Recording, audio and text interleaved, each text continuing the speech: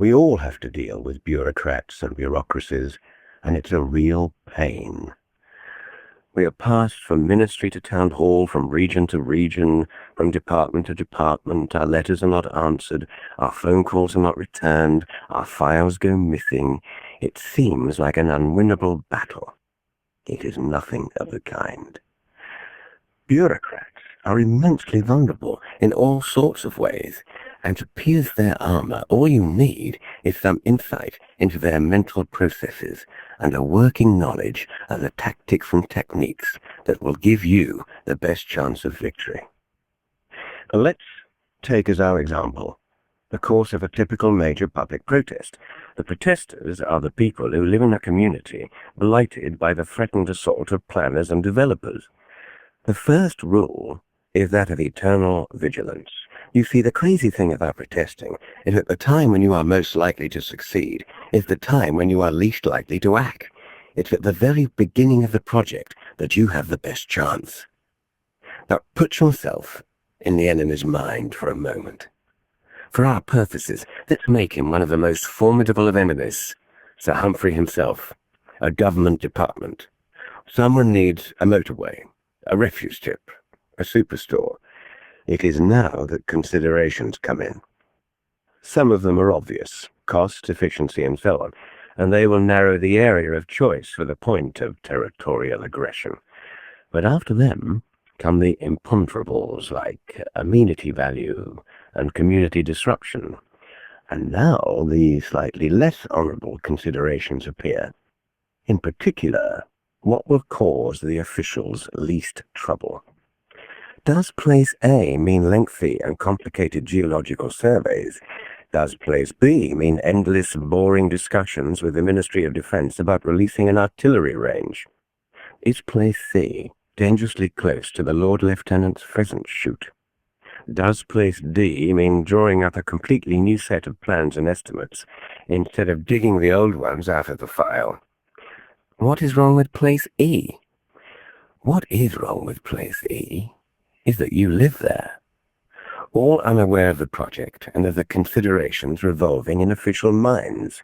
If only you could find out now, you could try and indicate what was wrong with Place E, namely, that it would cause a violent public outcry and a long, drawn-out, bitter battle against a well-organized, determined, and vicious group of citizens. As soon as you get wind of any plans, you must act urgently and by telephone. Letters are useless at this stage. It is the menace, the tone of voice you're after. It's even reported that people have succeeded in disguising their voices and pretended to be from the local authority when they phone the ministry. You know, we keep being pestered by this boring little man who says you're going to build an open prison in his garden. Could you let us know what actually is being discussed? All this may sound devious and tedious. So it is. But it's worth it if it enables you to whip up local frenzy before anything is finally decided and nip the plans in the bud. But assuming you fail, then your enemy has appeared, and you must organize your resistance. The enemy at this stage is not the council or the ministry or the officials or anyone else. The enemy is the plan itself. When the plan is published, you will not regard it as a document at all, but as an act of naked, iron-fisted, territorial aggression. All the same, a cool appraisal is essential. So wait till your heart stops thumping and your breathing returns to normal, and then sit down and study it carefully. You'll get nowhere unless you look at the plan from the standpoint of Sir Humphrey and his colleagues, the men who drew it up. They've been at it for months. It has generated several major internal rows. The chap who started it all off was promoted halfway through and moved to Edinburgh. It has meant a great deal of work and unpleasantness, and getting home late for supper, and the thought of going back to square one gives them all nightmares. And yet, for all that, Sir Humphrey is proud of it. Proud at least of having turned out such a plausible and workmanlike job in the face of all the difficulties. Of course it has its flaws, but they're well disguised. Of course it will be attacked, but all plans are attacked, and on the whole, he's come to believe that as a practical project in an imperfect world, it is probably the best one around. To you, it appears the product of an exhaustive and comprehensive survey from which unarguable facts lead by irresistible logic to inevitable conclusions. That is how it is meant to appear. It is, however, exactly the reverse. It started as a quick decision by a busy man several years ago. All work thereafter has been directed at making that early decision stand up. Now, if you doubt this, reflect on London's third airport. All the arguments and statistics, we were told, pointed inevitably to Stansted as the only conceivable choice. Minister after minister dutifully mouthed the words of his officials to explain why no other site was possible. But one of the first, glaringly obvious conclusions reached by Roskill was that Stansted was such a bad choice as not to be worth even shortlisting. The plan, therefore, is by no means the crushing and unanswerable fait accompli that it appears. And just as the plan is meant to look unanswerable, so the authority behind it is meant to look indivisible. You are meant to assume that all arms of government are united in their resolve to implement the plan without modification and without delay. Nothing could be further from the truth.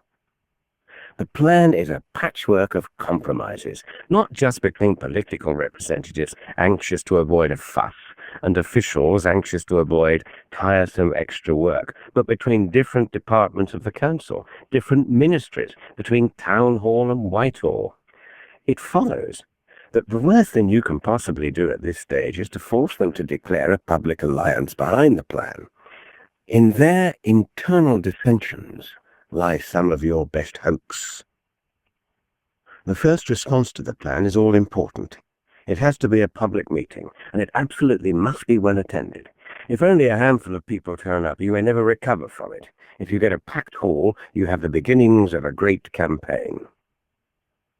Now, this particular meeting is an emotional one, and you cannot make it into anything else, nor do you want to. It is about how people feel. Visible unanimity is important. Audible unanimity even more so. It's better to shout out, "Do we accept the plan?" and get a roar of "No!" than ask for a show of hands. That can come later. And if you reach the pitch where the whole audience sings, "We shall not be moved," or "Jerusalem," or "Three Blind Mice," for that matter, you are well and truly on your way. The only practical result required from the meeting is that it should authorize the organizers to form an action committee to speak on their behalf. Now, who should serve on the action committee? This is an extremely delicate and sensitive decision, and one which can be embarrassing or even impossible to recover from if you get it wrong. There is, however, a clear principle, and there are also various useful dodges. The principle is that the action committee should comprise only the best people for the job. The delicacy of the decision springs from the number of people who do not qualify, and yet are valuable allies, and will be offended, perhaps mortally, if they are not invited to join. This is where the dodges come in. You can invent all sorts of other imposing institutions for the honor and glory of those you exclude. You can have a community council, to whom you formally report once a quarter. You can have an advisory council and a number of consultative committees. When the community council grows too large to be an honor, you can restore the dignity of the more senior by making them vice presidents. That still leaves you the valuable title of patron in reserve for the local bigwigs. Next, you have to face the fact that there is too much work for a single committee to undertake on its own. You're fighting an enemy with massive resources and vast statutory powers, and you have little enough of either. You're in the position of a guerrilla force, and you must use guerrilla tactics. You need small groups, carefully worked out targets, concealment, surprise, dedication, strong local support. The cells can almost operate independently, but in fact their strength is much increased if their work is properly coordinated when the leaders meet on the action committee to plan a concerted movement. The first cell is the grassroots. It must never be forgotten that this is the whole neighbourhood's united opposition, not just the protests of a few NIMBY busybodies. You therefore have to keep in touch with everyone and make sure they feel they are part of the protest. You can only do this by a network of street and area representatives. The second cell is for fundraising. It's a poignant irony that the massive resources of central and local government come from your taxes and your rates, just as their authority comes from your votes. Nevertheless, a first-class protest can fail for lack of a few £100, and so you have to raise more money to fight the money you've already handed over to the enemy. The third cell is law. You are playing a game with complicated rules, and the rules are tucked away in any number of judgments and statute books. You need a cell headed by a lawyer thinking hard all the time about the legal side of the campaign. If you have no lawyer available, you may find you have a natural amateur lawyer in the community. Colin Seymour of Flamborough in Yorkshire has no legal training, but in 1997 he won his 81st successive case against the authorities using a 1765 enclosure law to stop the council uprooting a hedge. The fourth cell is that of the influential allies. This must be headed by your chairman, who should be the most respected and influential person who is committed to your cause. It is the chairman's job to use the old boy network to land the biggest fish in the district. All the names worth dropping. The fifth cell is made up of the experts. This cell contains the storm troops of your attack on the plan. You need professional people. Architects, surveyors, accountants, high-level civil servants, planners and top managers from large corporations, university lecturers, consultants, scientists. Their task is to attack the plan on its own terms. The sixth cell is for publicity, and for publicity, think politics. Hardly any protests involve enough voters to disturb the electoral security of a single borough councillor, let alone an MP. But once the affair gets into the press and radio and on television, a much wider spread of voter will be influenced.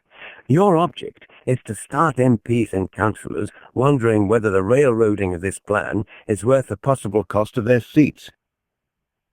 The final cell is campaign headquarters. A fixed base can provide an address, a manned telephone, and a fax, plus a bulletin board, an easy chair, and endless cups of tea. Headquarters should ideally be run by a domestic partnership. You need a fixer, the sort of person who has an extraordinary gift for getting unlikely permissions and extracting free facilities, who will borrow a string of polo ponies for you at a moment's notice. The other partner needs to be indefatigable, the sort of person who will try the engaged number for the 7th time, work steadily down a long list of tasks, and chase other people's progress with charm and relentless determination. Ideally, since headquarters is the hub of all information, you should also recruit the local gossip and nosy Parker. Now, with your team in place, you are ready to plan your campaign tactics. Protest isn't a steady activity. It's a pattern of crests and troughs. Once the action committee has been constituted and its members have picked their teams, work must begin before the impetus is lost. The fundraising cell must get to work.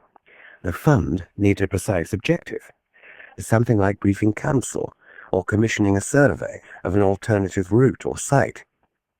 The precise total sum required must be stated, and it must be the maximum you think you can get. Too large, and you lose credibility at the start. Too small, and you've missed a golden opportunity. An expert friend of mine was horrified when at a public dinner to launch a national campaign, the organizer asked for $12,000. He was horrified because there was at least £250,000 sitting around the table. He could almost hear the minds clicking as the guests scaled down the checks that they'd come prepared to write. The fundraising cell should comprise members who span the whole income range of the people they will call on, and members should only call on people who are more or less their financial equals. Be prepared to name actual sums of money, and remember that the most common error is to make them too small. You must use tact, but firmness. Well, of course, any contribution is welcome, and we're grateful for all we get. On the other hand, it's no good pretending we've got much hope of reaching the target if people like us aren't prepared to go in for more than 10 or 20 quid. It would be absolutely marvellous if we felt we could call on you for £150, 100 now and 50 later, if we're in trouble. Remember the optician's advice to his son. Tell the customer, there will be £50, sir. Pause for a fraction. If he doesn't flinch, say, oh, for the frames.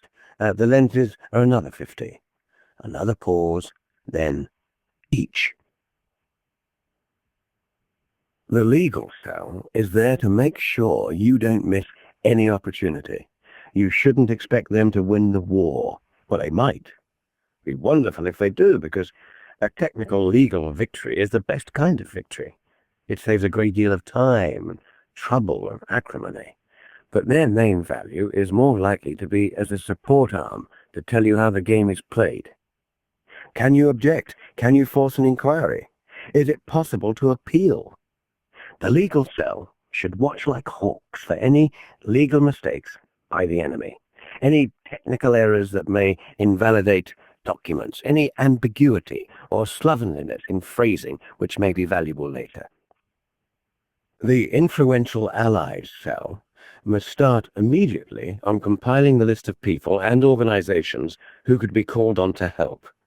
In principle, the chairman should sign all these letters himself, though most of them will be drafted for him by the cell.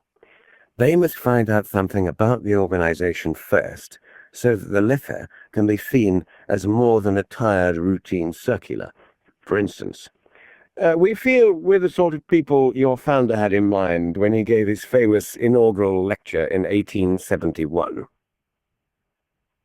The expert cell is the most likely cell to win the battle outright, and the plan is its battlefield. It should put its best academic and theoretical thinkers on the task of attacking the enemy's concept. For instance, is the plan necessary at all? Will it solve the problem it sets out to solve, or aggravate it? A doubt cast at this level is a very grave doubt. Moreover, this is likely to be one of the weakest points in the enemy case. It is probably that sketchily verified hunch on which the whole plan was initiated. Has the plan taken into account all the most advanced thinking, the most recent experience, the latest technologies? Have the Japanese developed a new cheap way of burying electricity cables? The field of inquiry is broad and fertile, and examples from foreign countries have a special glamour, as well as probably being unknown to the enemy and hard for them to verify. Is the plan comprehensive enough? Has it considered the needs of the area as a whole? Has it taken into account future plans for schools, hospitals, shopping precincts? Almost certainly it has not. It is probably the product of rather narrow thinking by a single department. Everyone knows how the same piece of road can be dug up 4 times in 4 weeks by the gas people, the water people, the highways people, the electricity people, and exactly the same thing happens all the way up. Is the plan based on unsound ideas or inadequate knowledge? Here, you must rally every academic you can get hold of. They should have a field day with any of the facts, assumptions, and influences that bear on their special subject. They can quote references and books and learned journals, some preferably in foreign languages, to prove that the plan springs from confused thinking and ignorant of the true facts, and is now 15 years out of date. It's been trouble enough for Sir Humphrey to make the published plan appear to stand up, but in order to dissemble its arbitrary nature, he has to appear to consider alternatives. If you can show that a good alternative has been wrongfully dismissed, you've opened a wide breach in the plan's defences. When the massive beaching plan was published by British Rail, a Cheshire schoolboy thought there was something funny about their figures for usage of the line behind his house. So he spent a day counting and found the line enormously busier than the report said. On investigation, it emerged that British Rail's survey had been conducted during the fortnight when the colliery that constantly used the line was closed for the summer holidays. There's no reason why a small army of lively scrutineers should not find that sort of hidden treasure. You must have your own architect's drawing. The great welfare of plans are meaningless to the councillors who are not in the building business. They will pretend to give them serious study, but in fact, their judgment will be entirely swayed by the architect's drawing. It will be the usual idealized fairyland picture: one car on the road, one in the car park, two girls in summer dresses, bright sunny day, trees in full leaf, exaggerated perspective, and the building bright and shining in all its glory. You must get an architectus diaboli to do an equally accurate architect's drawing with bare trees under a leaden sky during the rush hour, cars jamming the foreground, washing hanging out, with the paintwork starting to peel and the white stonework staining to grey in patches after a season or two of exposure to car exhaust, acid rain and fog. Now yours is likely to be far more true to life. If you doubt it, contrast the architect's drawings of the National Theatre with the subsequent reality. Do a cost-benefit analysis. What does the community gain from the plan, and is it the best value for the money? A cost-benefit approach to the value of Ministry of Defence buildings in London show that it would be cheaper to sell them all and billet the troops at Claridge's and at Dorchester. The expert cell has one further responsibility, and it's a vital one. They have to prepare the alternative plan. It's extremely hard to fight a purely negative campaign. Whereas, if you have a positive proposal, the whole case takes on a new complexion. The alternative plan will almost certainly be pooh-poohed by Sir Humphrey as impracticable or too expensive, because that is one of the conventions of the game. But as long as he cannot prove that it contains errors or betrays ignorance of the realities, your hopes of success begin to grow. And now to the publicity cell. Remember, the press, radio, and television are instinctively on your side. You speak for the mass of people who buy their papers and watch and listen to their programs, and you also save them from becoming passive recipients of official information. Public officials, however, are terrified of adverse publicity.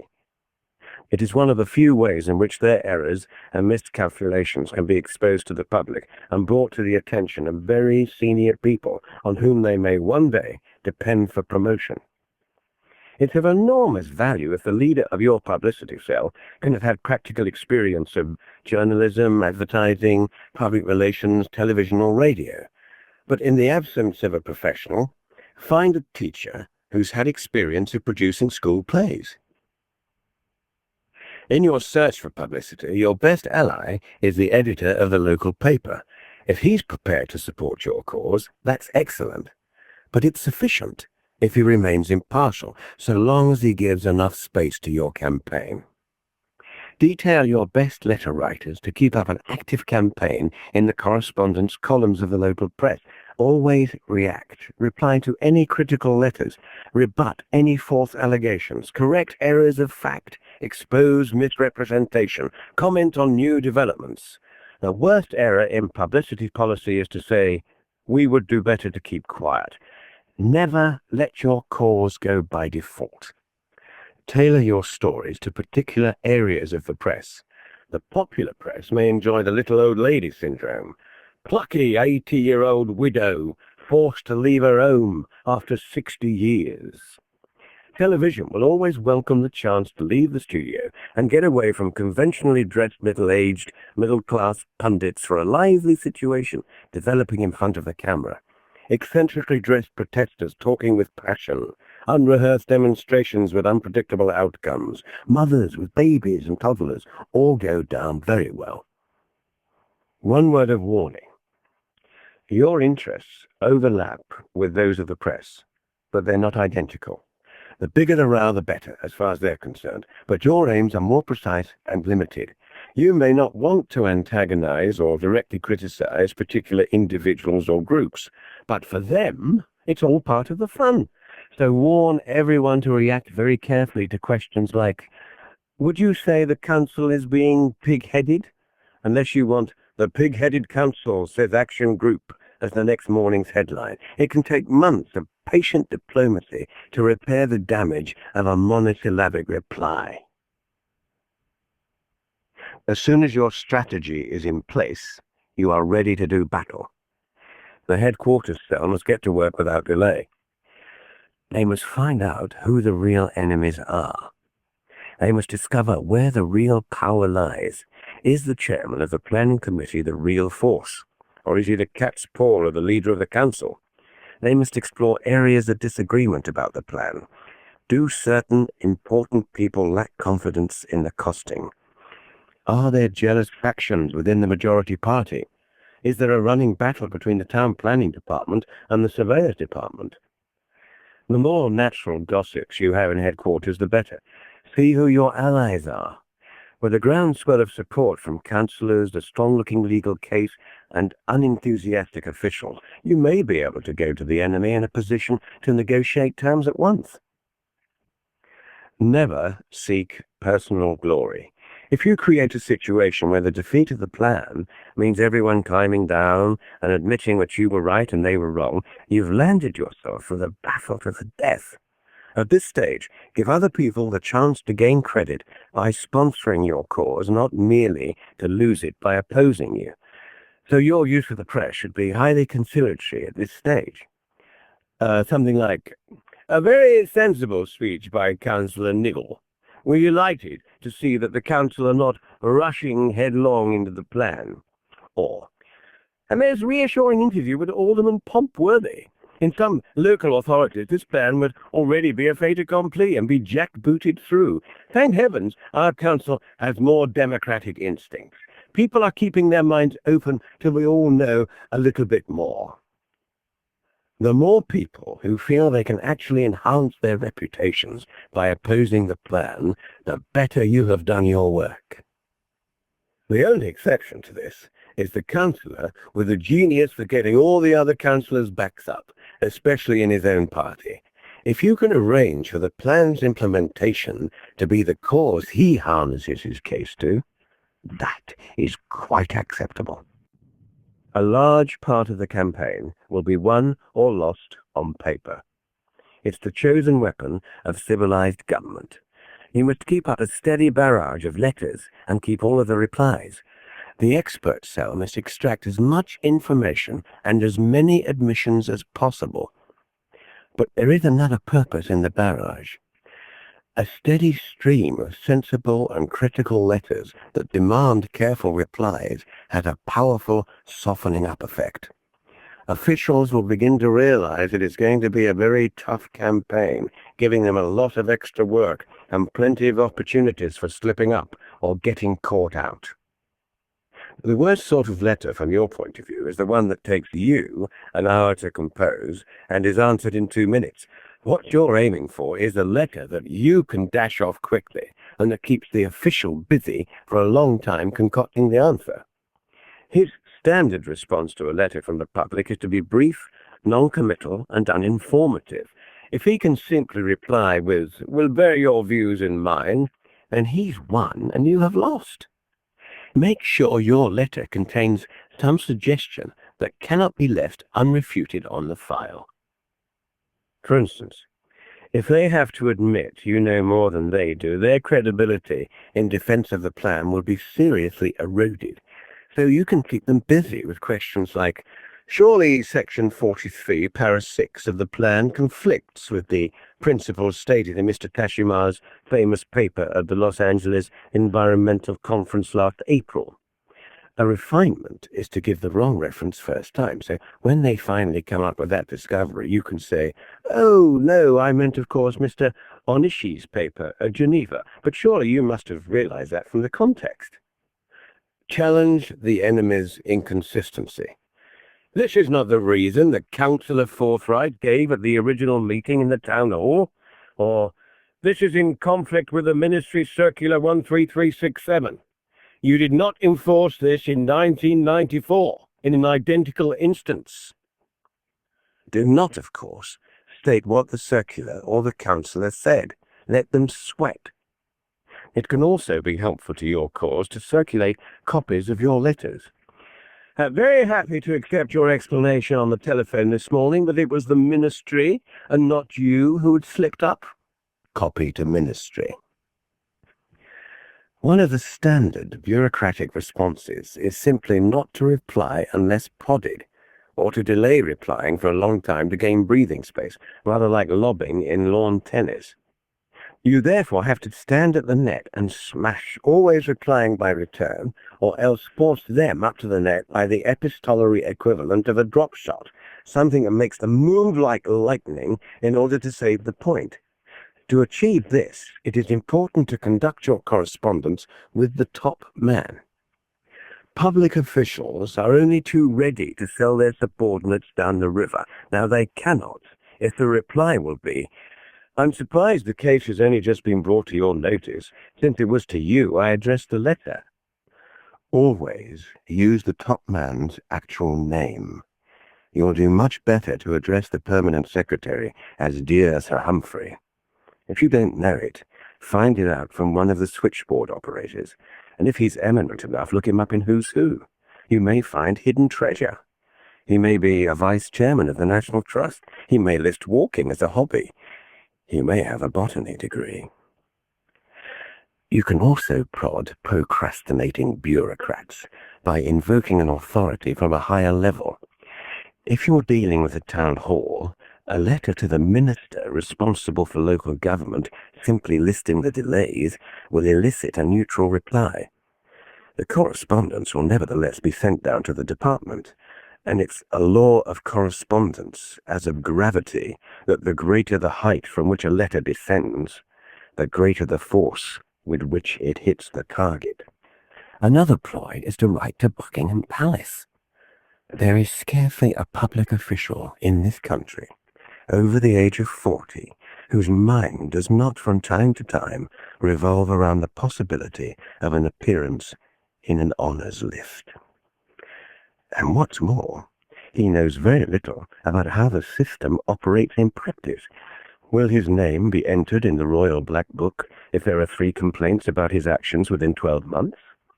Will a frown darken the royal brow when the name of the Deputy Chief Planning Officer for North Wessex crops up over cocktails at Sandringham?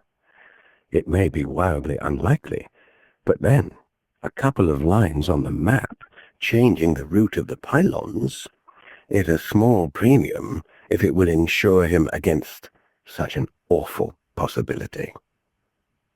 Once you've gathered all the documentary information you can, you must confront the enemy. This confrontation takes place at the mass meeting to which you invite the leading proponent of the plan to answer your questions. If he's shrewd and experienced, it is possible that he would in fact hold this meeting himself. This is not so good for your cause, since it gives him the initiative and the appearance of democratic behaviour, and you can't boycott this meeting without damaging your cause. Whichever way it happens, the tactics are much the same. His intention is to commit himself to nothing, to keep the emotional tone low, to talk on the assumption that the plan is already agreed, and to emerge as a sensible, reasonable fellow citizen who's done the best possible job in the circumstances. You must keep the emotional tone high. Have lots of chivalrous supporters. Keep strictly to the question, will the plan happen or not? Instead of, how will it work in practice? Use questions systematically, not to elicit information, but to inflict damage. If he evades, shout or chant, "Answer the question," in unison until you get an answer.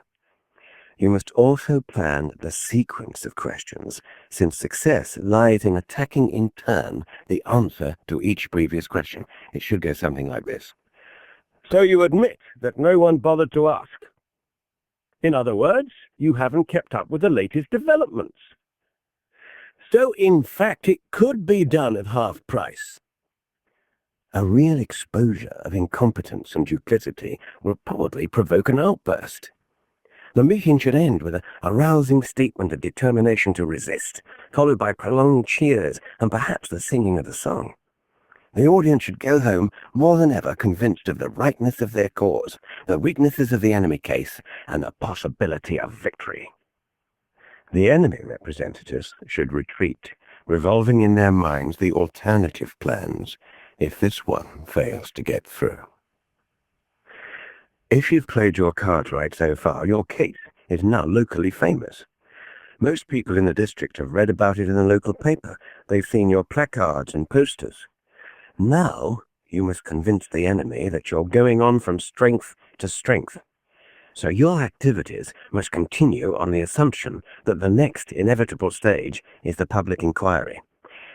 In fact, you don't want a public inquiry if you can possibly win without one, but nor do the enemy. It means enormous work, the preparation of endless documents, fierce scrutiny of all their previous work by men whose judgments may determine their future careers. If they suspect that you can't afford one, or that your movement has run out of steam, they will be encouraged to go on, so don't give them grounds for any suspicion. However, if the diplomatic moves fail, and resolution hardens, you may have to face up to a public inquiry after all. So far, you've been conducting a campaign. From now on, you're engaged in a war. Both sides now start to dig in to support their positions. The war will end with the pitched battle of the inquiry. If it's Sir Humphrey you're fighting, the judge who is hearing the case is in the pay of the other side. You are taking on the civil service, and he is a civil servant.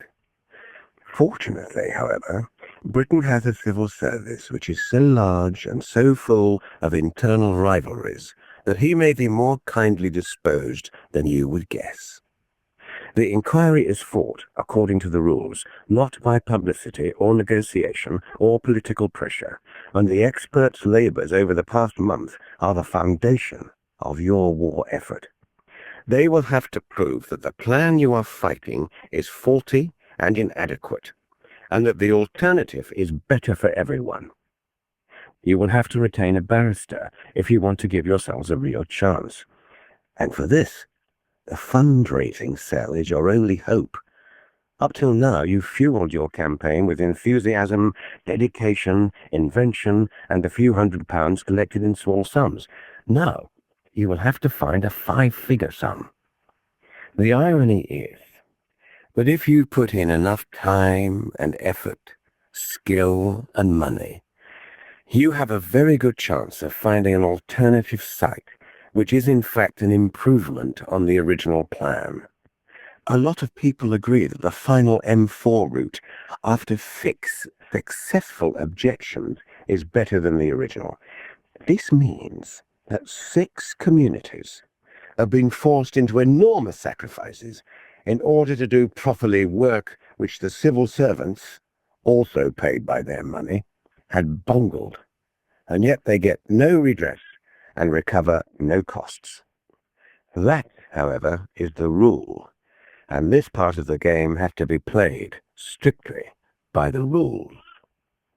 You can only watch and pray. You may lose the inquiry. If so, there is little likelihood of a reversal. You may win and get the plan scrapped. Either way, the battle is over. But there is a third possibility. Since the result of an inquiry is not binding on the government, a finding in your favour may be reversed. If this happens, your only hope is to become a national scandal. You must make your town, or borough, or valley a national byword for the oppression of the ordinary citizen by tyrannical bureaucracy. Your parades must be as ingenious and eye-catching as ever, but they must take place in Whitehall and Parliament Square. You must try and arrange a Sunday theatre evening in the West End, an anthology of poems, songs, speeches about freedom and oppression, and see if someone like Judi Dench or Harold Pinter or Joanna Lumley are free to star in it. Now, for the first time, it becomes possible to personalize. Your verdict cannot have been overruled without the personal consent of a minister. Consequently, you can make him the focus of your campaign. His cartoon can grace your banners. His effigy can start your bonfire on November the 5th. You're not trying to get him to climb down. That's not the way government works. A climb down would be a signal to every discontented group in the country that they will get their own way if they only make a big enough fuss. But a reshuffle is another matter. The average life in office of the minister is about a year, and in some ministries it's only a few months. Your man may soon be moved on, or up, or down, or out, for reasons which have nothing whatsoever to do with your case. His successor must take up office, realizing that your case is a millstone round his neck, and you must now give him a chance to rid himself of it while saving his ministry's face. A new study with wider terms of reference, or any other of the formulae of graceful withdrawal, should be made available, and he should be offered the chance of appearing nationally as a decent chap, a real Democrat, the people's champion. And if you fail, you fail. And the final irony is that when the bulldozers move in and your community is destroyed, the campaign itself will have ensured that it's become a far more healthy, warm, living, unified community than it ever was before the plan was published.